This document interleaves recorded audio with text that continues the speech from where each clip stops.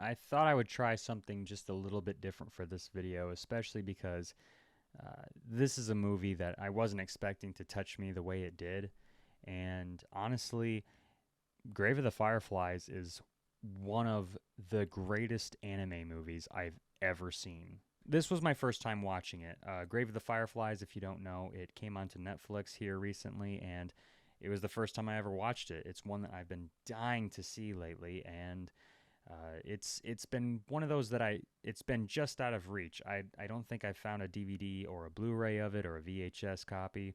And when it comes to those streaming rights for this movie, it's a bit weird as in terms of who can distribute it, because I don't believe Studio Ghibli has those rights, because this was one of their first that they like outsourced, I guess. I don't know. I just know HBO Max doesn't have the rights for this movie like all their other titles. And for me, Studio Ghibli is honestly one of the best companies that have a consistent hit after hit after hit. I thought The Boy and the Heron was just not really there for me. I thought it was okay. It felt more so like a mix mash of 10 different good idea movies. Um, just cobbled together into a mess. I thought the animation was gorgeous, the music was good, the voice acting was good, both for the Japanese and American side, and honestly, it was just a massive disappointment for me story wise. So, going into The Grave of the Fireflies, I really didn't know what to expect necessarily. I knew it was one of their most popular ones, as in terms of how people feel about it. People adore this movie. People worship this movie. People say it's one of the greatest movies of all time. I think even Roger Ebert has like a review of it somewhere down the line. I was amazed the first time I saw Grave of the Fireflies to find that I was actually moved just about to tears by this film. So going into this movie, I was basically blindsided. I didn't know what to expect. I didn't know what was going to happen. So I went in very open minded, very much low expectations, just because I have such a soft spot for a lot of the other Studio Ghibli movies like Ponyo or Poco Rosso. I really enjoy those ones a lot because they're funny and they're lighthearted. This was the opposite of that movie. To say that I got emotional was an understatement.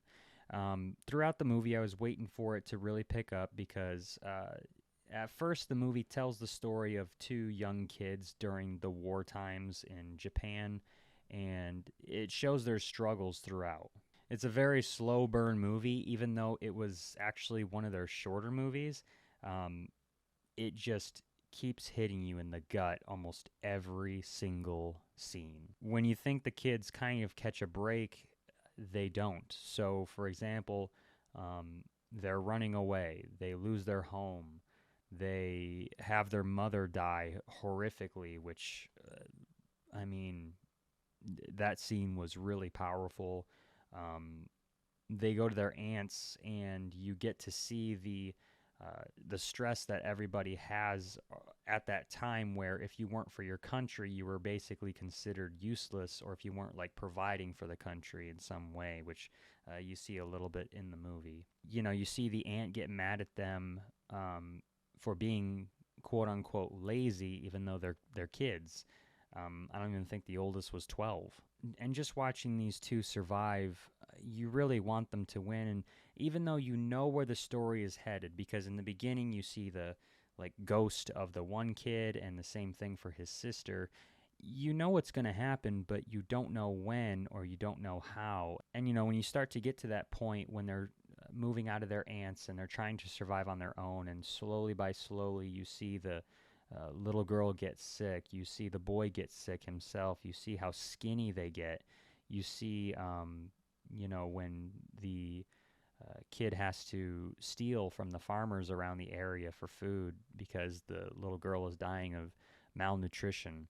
It's it's heartbreaking, honestly, and it really shows the uh, realistic side of war. You know, when we think about wars, um, you know, you think about the fighting sides or the people that are going and they're fighting for their countries, but you never really get to see the side of regular, ordinary people, in my opinion, in movies. And this did fantastic job of showing how the economy was affected, how, uh, you know, people were starting to give out rations, for example, as well, um, and just how there would be dead bodies all over the place, and it would be just a normal occurrence. The bad thing about this movie is that while I love Studio Ghibli, I don't think I'll ever watch this movie again. It's just one of those movies that really touched my heart in a way that um, something like that hasn't happened in a while. For me, when it comes to movies, I don't really get emotional per se. Like, I can get excited or I can get very much, wanting to talk about it, or like, oh man, like that was such a cool part, like kind of the normal excitement that people feel during movies. Very rarely do I get teary eyed or emotional or, thinking like, man, like, you know, if I was in this position. Few movies have done that. For one, The Sound of Freedom last year was incredible, but man, I could never watch that movie again because of the subject matter and the way it was portrayed so realistically, and just the way it made you feel. Good movie, but man, it just makes you depressed at the end. Same thing for this movie, The Grave of Fireflies. While it was fantastic all around with stellar voice acting work, the animation, I mean, it's Studio Ghibli. They have all those little beats and all the little ticks. Um, Animation where you really didn't need to animate, some little part of a person moving, but they do it because it makes it look more realistic, and that's their style of animation. But for me, The Grave of Fireflies, it's just one of those movies that made me feel so depressed at the end, especially when it hits you with that gut feeling of the little girl dying, and um, you know her brother burning her body, and then he was like, I never went back to that cave again, and it just ends. There's no happy ending. There's no uh, sweetness to it. It literally ends on one of the most depressing endings I think I've ever seen in a movie, and um, I honestly just I don't know how to feel. This is the first time I've watched it, and it's a movie I don't think I'll ever watch again because of that. It was good, but man, I don't know if I ever want to feel like that watching, a movie again. It's great when it touches your heart, but sometimes while it was great, I just don't know. And and when it comes to this movie in particular, The Grave of Fireflies, I have a younger brother, so the subject matter really touched me in a way where, you know, I was put in that situation. I think for me, this movie in particular is just another one of those movies where I loved it. As in terms of a review, it's an easy 10 out of 10 movie. Absolutely gorgeous animation. The voice acting work from everybody was emotional. It played with your heartstrings. The music was excellent. The message that the movie gives you is stellar, but I just think that when it comes to how depressing the ending is and how much of a gut punch it really was to me, I was watching it, and when the credits started to roll, I was like, "What? That's it?" Like you think there's going to be something more of a happy ending, and it's not. It shows the realities of the situation. Everyone died, and that's it.